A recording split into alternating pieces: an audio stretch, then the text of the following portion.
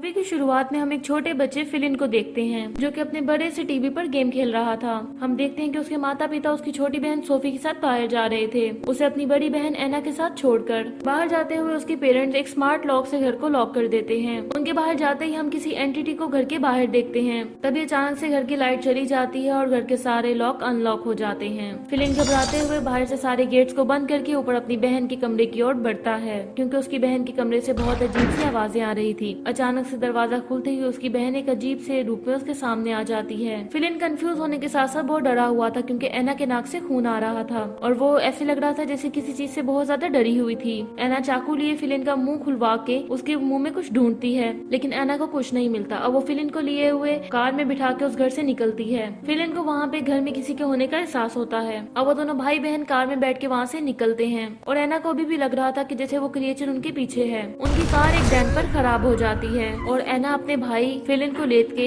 Dam के दूसरी तरफ आती है और अपने साथ फिलिन को नीचे कूदने को बोलती है, पर फिलिन एना को लात मारकर अपनी जान बचा लेता है। पुलिस और एम्बुलेंस के आने के बाद ही फिलिन के पेरेंट्स भी आ जाते हैं, जो कि उतना ही शॉक थे जितना कि फिलिन। पुलिस को एना की डेड बॉडी मिलती है और फिलिन एना की वाइट आंखें देख के चिल्लाने लगता है। अब सीन शिफ्ट होके हमें 10 साल आगे का दिखाया जाता है, जहाँ फिलिन बड़ा तो हो गया है, लेकिन आज भी वो इंसिडेंट उसे बहुत हॉन्ट करता है, जिसके लिए वो थेरेपी के साथ साथ कुछ दवाइयाँ भी ले रहा है। वहाँ हम उसकी बहन सोफी को भी देख पाते हैं, जो कि रेगुलर चेकअप के लिए वहाँ डॉक्टर के पास आई है। हम देख पाते हैं कि उनके पेरेंट्स उसकी हेल्थ और फिटनेस को लेके काफी ज्यादा केयर करते हैं। अब हम फिलिन और सोफी के कॉलेज में सोफी के बॉयफ्रेंड रेलिन से मिलते हैं। हमें पता चलता है कि फिलिन अपनी एक क्लासमेट समीना को बहुत पसंद करता है और उसकी बेस्ट फ्रेंड लीना उससे समीरा से डेट पे जाने का पूछती है। अब बात करें लीना की, तो फिलिन की इकलौती बेस्ट फ्रेंड, और क्लास में उनकी टीचर जब उन्हें एक फंगस के बारे में पढ़ा रही थी, तब लीना फिलिन के फोन से समीरा को एक पार्टी में इन्वाइट करती है, जिसे कॉलेज के बुली लड़के लिएंडर ने दी थी। वहाँ पार्टी में फिलिन एक ड्रिंक पीता है, जिसे पीने के बाद उसे वहाँ के सारे लोग खून में लथपथ मिलते हैं और वो वहीं पे बेहोश हो जाता है। अगले दिन फिलिन के पेरेंट्स उसे अपनी हेल्थ पर ध्यान देने का बोलते हैं। हम देख पा रहे थे कि बचपन के उस इंसिडेंट की वजह से उसको बहुत अजीब अजीब चीजें दिखती हैं, जो कि रियल में हो भी नहीं रही होती। अब वहाँ से फिलिन अपने ग्रैंडफादर से मिलने हॉस्पिटल में जाता है। उसके ग्रैंडफादर का कुछ ही दिनों में ऑपरेशन होने वाला था। वहाँ हम उन दोनों के बीच एक अच्छी बॉन्डिंग को देखते हैं। रात को जब फिलिन की आंख खुलती है तो वो अपने पेरेंट्स और सोफी के साथ एक बूढ़ी औरत को व्हीलचेयर पर देखता है। तभी फिलिन देखता है कि सोफी अपने होश में नहीं है और वो बूढ़ी औरत अपने कपड़े उतार सोफी को देखने लगती है, जैसे उस बूढ़ी औरत को सोफी की बॉडी मिलने वाली हो। अब फिलिन एक बाहर गार्डन में आ गया था और एक क्रिएचर उस पे हमला करके उसे बेहोश कर देता है। होश में आने पर फिलिन के पेरेंट्स उसको बताते हैं कि वो उन्हें छत पे बेहोश मिला था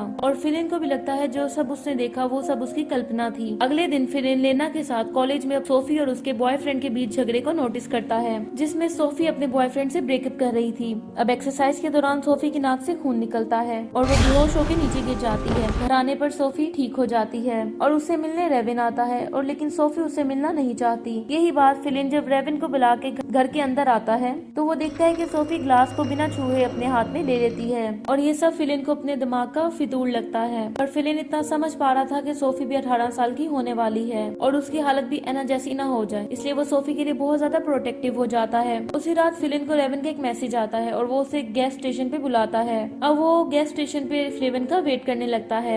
एक बूढ़ी लेडी जब स्टोर से निकल के बाहर जाती है तो उसकी आवाज सुन के रेविन भी उठ जाता है। रेविन को वो बूढ़ी औरत जमीन पे गिरी हुई मिलती है। जब रेविन उस औरत के पास जाता है तो वो उसे सुपर नेचुरल तरीके से ऊपर मार देती है। अब जब फिलिन वहाँ पहुँचता है तो उसे रेविन की बॉडी एक कार के ऊपर मिलती है। तभी अचानक से उसके सामने वही एंटिटी आ जाती है, जिसे देख के फिलिन वहाँ से भाग जाता है। थोड़ी देर में ही वहाँ पे पुलिस आ जाती है और उनका कहना था कि रेविन ने सुसाइड की है। फिलिन ऑफिसर को थोड़ा फोर्स करता है कि ये मर्डर है, तो वो उल्टा उसी पे शक करने लगते हैं, क्योंकि स्टोर में रेविन और उस बूढ़ी औरत के अलावा और कोई भी नहीं था। अब वो बूढ़ी औरत तो रेविन को मार नहीं सकती थी, इसलिए शक की सुई अब फिलिन पे आ जाती है। अब फिलिन के फादर उसको वहाँ से ले जाते हैं, क्योंकि शेरिफ उनका अच्छा दोस्त था। शेरिफ कॉलेज के वो बुली लड़की का फादर है। घर आके फिलिन को अपनी दवा में कुछ दिखता है, जिसे लेके वो सुबह लीना के साथ अपनी टीचर के पास जाता है। टीचर उन्हें बताती है कि ये एक ऐसा फंगस है जो कि डेड बॉडी पे ग्रो करता है और ये पुराने जमाने में पाया जाता था, जब लाशों को सही तरह से दफनाया नहीं जाता था। उनकी टीचर उन दोनों को एलिस्का के पास जाने के लिए बोलती है, क्योंकि एलिस्का के पास इस फंगस के बारे में ज्यादा नॉलेज थी। कैंपस में लीना उस फंगस को गूगल करती है। उनको पता चलता है कि इस फंगस का इस्तेमाल विचेस करती थी, जिसके उनको बहुत अजीब अजीब चीजें दिखने को मिलती थी। वहीं फिलिन की मुलाकात समीरा से होती है, जो रात में उसे अपने घर बायोलॉजी पढ़ने के लिए बुलाती है। अब फिलिन और लीना एलिस्का से मिलने के लिए आते हैं। जब एलिस्का उस फंगस को देखती है तो वो डर जाती है। अब वो फिलिन से पूछने लगती है कि इस दवा को किसने लिया है, तो फिलिन उससे बताता है कि वो और और उसकी बहन दोनों इस दवा को लेते हैं। एलिस्का फिलिन को कुछ देर अपनी आंखों में देखने के लिए बोलती है और ऐसा करते ही फिलिन के मुंह से वो फंगस बाहर आ जाता है। अब एलिस्का उसे इस फंगस के ओवरडोज होने के सिम्टम्स बताने लगती है कि इसे खाने की वजह से हेलुसिनेशन के साथ साथ नाक से खून भी निकल सकता है। तो वो सोफी के ऊपर एक्सोर्सिज्म करने के लिए बोलती है, जिस पे फिलिन भड़क जाता है और वहाँ से अपने ग्रैंडफादर से मिलने के लिए चला जाता है। वहाँ उनकी बातों से हमें फील होता है कि फिलिन के ग्रैंडफादर अपनी जवानी में प्लीज्ड हुआ करते थे और वो फिलिन को बताते हैं कि एक दफा उन्हें भी डीमन से सामना करना पड़ा था, जो कि एक छोटे बच्चे के रूप में था। उनके हिसाब से डीमंस आज भी होते हैं, लेकिन आज के डॉक्टर्स इस चीज को डिनाई करते हैं और मेंटल इलनेस कहते हैं। अब फिलिन के ग्रैंडफादर को डॉक्टर्स ऑपरेशन चैम्बर में ले जाते हैं और फिलिन गेट पे खड़ा हुआ अंदर ऑपरेशन को देख रहा होता है।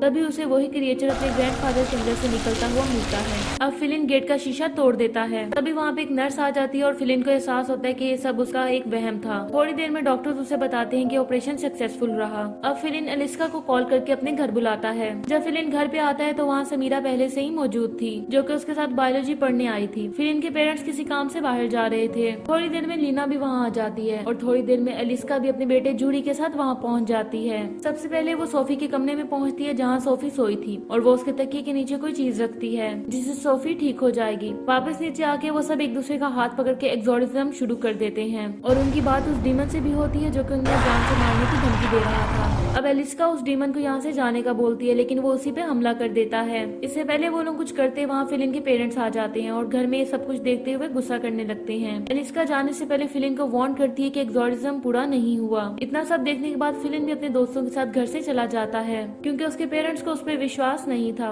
रात में वो डीमन फिर उन तीनों पे हमला कर देता है, लेकिन वो सही सलामत बच जाते हैं। सुबह वो एलिस्का से मिलने जाता है तो उन्हें पता चलता है कि एलिस्का ने ये शहर ही छोड़ दिया। उधर सोफी की तबीयत बहुत खराब हो गई थी और इन तीनों के पास घर जाने के अलावा कोई ऑप्शन नहीं था। अब फिलिन अपनी मॉम को कॉल करके कल रात के वाकये की वजह से माफी मांगता है और हम फिलिन की मॉम की गर्दन पे कुछ अजीब सा निशान देखते हैं। स्कूल के टॉयलेट में फिलिन लिएंडर को अपने जैसे ही तरह वॉमिट करते हुए देखता है और जब वो बाहर आता है तो वो लिएंडर को कॉलेज की छत पे चढ़ा हुआ देखता है, जो कि अपने मुंह से कुछ निकालने की कोशिश कर रहा था और वो फिर वहाँ से कूद जाता है। फिलिन और उसके दोस्त लिएंडर को हॉस्पिटल में ले जाते हैं और एम्बुलेंस में डॉक्टर लिएंडर के मुंह से एक इंसेक्ट को निकालते हैं, जिसे देख के वो सब शॉक्ड हो जाते हैं। अब लीना फिलिन को कॉल करके बताती है कि लिएंडर भी वही दवा ले रहा था जो कि तुम और तुम्हारी बहन ले रहे थे। हॉस्पिटल पहुंचने के बाद फिलिन और लीना को उसके बैग से एक फाइल मिलती है जिससे उन्हें पता चलता है कि वो सब लोग अडॉप्टेड हैं। यहाँ तक कि फिलिन की बहन एना भी अडॉप्टेड थी। उनकी सोसाइटी के सब लोग ही अडॉप्टेड हैं। लीना को इंटरनेट से पता चलता है कि आज ही मार्केट में ये दवा लॉन्च होने वाली है। अब वो दवा जो कंपनी लॉन्च कर रही होती है, लीना उस कंपनी में आ जाती है और देख के शॉक्ड हो जाती है कि उस कंपनी के सीईओ और कोई नहीं बल्कि फिलिन के डैड हैं। कंपनी के एक लैब में लीना को बहुत सी डेड बॉडीज मिलती हैं। इसमें एलिस्का की भी डेड बॉडी थी और यहीं से कंपनी वाले फंगस को मैन्युफैक्चर कर रहे थे। ये देख के लीना बाहर अपने कार में आती है तो इसे वही बूढ़ी औरत मिलती है जिसने रेवन को मारा था। इधर हॉस्पिटल में लिएंडर के डैड से फिलिन को पता चलता है कि लिएंडर अब नहीं रहा। जब लिएंडर के डैड उनके पास एडॉप्शन वाली फाइल देखते हैं तो वो बताने लगते हैं कि सिर्फ वही लोग अडॉप्टेड नहीं है बल्कि फिलिन के फादर भी अडॉप्टेड हैं। मतलब कि फिलिन के ग्रैंडफादर ने भी उसके फादर को अडॉप्ट किया था। उनकी अजीब सी बातें सुनने के बाद जब वो दोनों वहाँ से जाने लगते हैं तो फिलिन को पता चलता है कि उसके ग्रैंडफादर अब नहीं रहे। अब वो उन्हें देखने जाता है तो पीछे से एक डॉक्टर आके फिलिन को एक इंजेक्शन लगा के बेहोश कर देता है। जब फिलिन को होश आता है तो वो खुद को एक कमरे में चेयर के साथ बंधा हुआ पाता है। वहाँ पे समीरा भी बंधी हुई थी। तभी वहाँ पे उनके एक फैमिली डॉक्टर फिलिन को एक खुफिया चैम्बर में ले जाते हैं। अंदर जाते हुए फिलिन दीवार पे डीमंस की तस्वीरें देखता है तो डॉक्टर्स उसे बताते हैं कि वो सब फॉलन एंजल्स हैं और आम तौर पर लोग उन्हें डीमंस बुलाते हैं। अब डॉक्टर फिलिन को एक रिचुअल जैसी जगह पर लाती है जहाँ फिलिन के पेरेंट्स सोफी और डॉक्टर के साथ कुछ लोग थे। फिलिन के डैड उसको बता रहे थे कि वो दवा उससे इसलिए दे रहे थे ताकि वो दवा लेने की वजह से डेमन आसानी से उसकी बॉडी के अंदर चला जाए। वहाँ हम देखते हैं कि फिलिन के ग्रैंडफादर भी वहीं पे थे जो कि अब जिंदा हो चुके थे। फिलिन को ये समझने में देर नहीं लगती कि उसके ग्रैंडफादर भी एक डेमन है। अब उस डेमन को एक नया शरीर चाहिए जो कि उसका होगा। अब वो लोग रिचुअल स्टार्ट करके चैंटिंग करते हैं और फिलिन के ग्रैंडफादर के अंदर का डीमन उनसे निकल के फिलिन के अंदर आने लगता है। तभी वहाँ पे भागते हुए लीना आती है और उन सब के ऊपर पेट्रोल गिरा के उन्हें जला देती है। अब वो सब रिचुअल ट्रांसलेशन में थे तो इसलिए उनको कुछ भी पता नहीं चलता। ग्रैंडफादर को भी लीना मार के बेहोश कर देती है और फिलिन को लेके वहाँ से भाग जाती है। बाहर आके फिलिन अपने मुंह से इंसेक्ट निकालने के बाद पूरे घर को ही ब्लास्ट कर देते हैं। फिर दोनों समीरा के साथ कार लेके वहाँ से निकलते हैं। उससे पहले वहाँ सोफी आके फिलिन के साथ इमोशनल बातें करके उसे रोकने की कोशिश करती है, लेकिन वो सब सोफी के ऊपर से गाड़ी चला के वहाँ से डैम के पास आते हैं, जहाँ पे वो डीमन दोबारा से उनकी कार में आ जाता है और उनकी कार को ब्लॉक कर देता है, जिससे कार रेलिंग के किनारे अटक जाती है और तीनों के कार से निकलते ही वो कार नीचे डैम में गिर जाती है। अब तीनों सामने उस दवा का एक बहुत बड़ा सा बैनर देखते हैं, जो कि कल से मार्केट में खुलेआम बिकेगी। मूवी के लास्ट सीन में हम देखते हैं कि समीरा की आंखें भी व्हाइट हो गई हैं, मतलब अब उसके अंदर भी एक डीमन है और वो अब हमारी तरफ देख के मुस्कुरा रही होती है। इसी के साथ ये पार्ट खत्म होता है। Thank you so much for watching.